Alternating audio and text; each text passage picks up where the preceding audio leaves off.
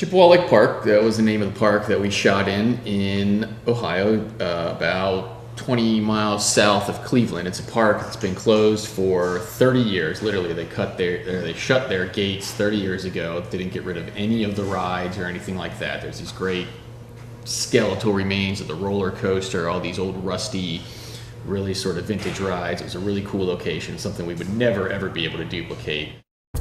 It's like a place you go to, and when you get there, you're like, this would make a great setting for a horror film. We had basically one set, but our set happened to be 100 acres and filled with, up to 100-year-old amusement park rides and trees and fences and all this kind of stuff.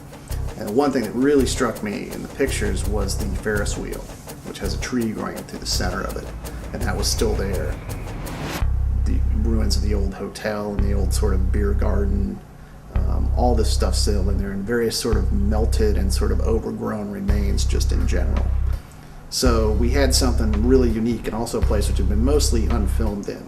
The other thing you have to count on is like local support and interest in a positive way, because if you shoot in Los Angeles or New York City or big cities in general, you get the interest you get is usually negative in terms of people trying to chase you off or get too much money out of you. The people of Chippewa were very wonderful and kind and let us shoot in there for free. Kind of stuff definitely doesn't happen in Los Angeles, so we lucked out, and it was one of the great pleasures of shooting in Ohio. This particular park had a ton of history. All the people of the town, it meant so much to them. A lot of the people that came and helped out with the production had old souvenirs that they lent to the production to put in the film. In fact, a lot of these stories that these people told actually made it into the final version of the script in the film. So we were glad to be able to do that for the people that were so cool to us.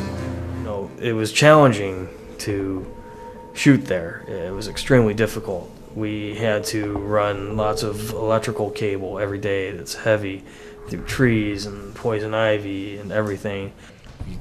You walk up to the gate and there's a huge roller coaster 10 feet away. You can't see it because it's covered by plants gone wild. And we actually got to work not on built sets, but on the remains of the skeletons of what existed when the park was in action. Making this film was a unique opportunity for us because the park had been off limits for nearly the 30 years that it's been closed to anyone, and it was recently just sold to some new owners that are now developing it, and we had learned that they were going to tear everything down. So we had to move fast to get the movie done, and they were gracious enough to let us go in and shoot at the park. And as far as I know, it's like one of the few pieces of cinematic history that has come from Chippewa Lake Park. I don't think another feature film has really shot there before. Nor will there be one ever, as it's currently now being deconstructed. The main character of this movie, in my eyes, has always been the park. It acts as its own entity. And it really is. In the film, it's alive. And it just so happens I've been thrown into this living thing. I looked up online and read the books, but nothing compares to actually getting there and being in that park, which was just amazing.